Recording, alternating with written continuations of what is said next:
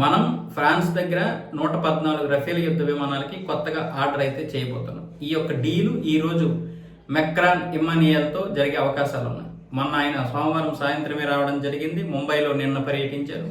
ఈ రోజు ఏమొచ్చేసి ఢిల్లీలో ఏఐ సమ్మిట్లో ఉన్నారు. ఇక్కడ అయిపోయిన తర్వాత ఈ డీల్ జరగబోతుంది. ఈ డీలు 3,25,000 కోట్ల రూపాయలుగా చెబుతున్నారు. ఇదే జరిగితే అతిపెద్ద డీల్ ఇదే అవుతుంది.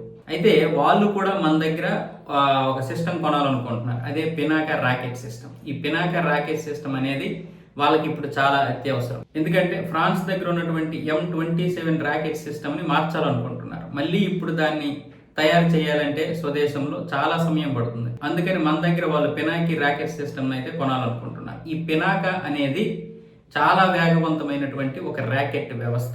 ఈ సిస్టమ్ చాలా అంటే చాలా తక్కువ సమయంలోనే, అంటే 44 సెకండ్లో 12 ర్యాకెట్లను ప్రయోగించగలదు.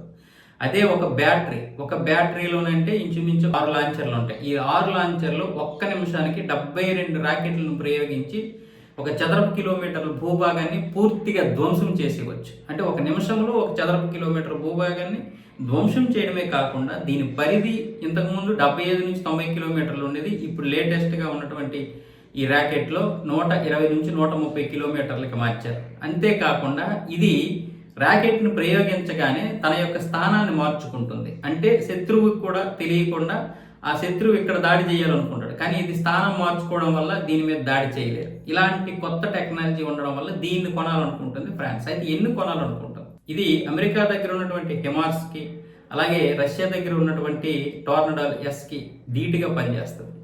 సో వాళ్ళ దగ్గర కొనాలంటే చాలా ధర ఎక్కువ. అమెరికా అయితే 19,50,00,000, రష్యా దగ్గర అయితే ఇంచుమించు 14 కోట్ల పైగానే ఉన్నాయి దీని ధరలు. మన దగ్గర అయితే 2,30,00,000కి ఒక సిస్టమ్ వస్తుంది. సో ఇలాంటివి వాళ్ళు ఇంచుమించు 1,000కి పైగానే కొనాలనుకుంటున్నారు మొదటి దశలో. అయితే ఎన్ని దశల్లో కొంటారు, ఎన్ని విధాల్లో కొంటారు అనేది తెలియదు. ఇంకా ప్రస్తుతానికైతే ఈ డీల్ అయితే జరగబోతుంది. ఇటు రఫేల్ డీల్ గురించి అలాగే పినాకా డీల్ గురించి తెలియడానికి మరి కొంత సమయం అయితే పడుతుంది.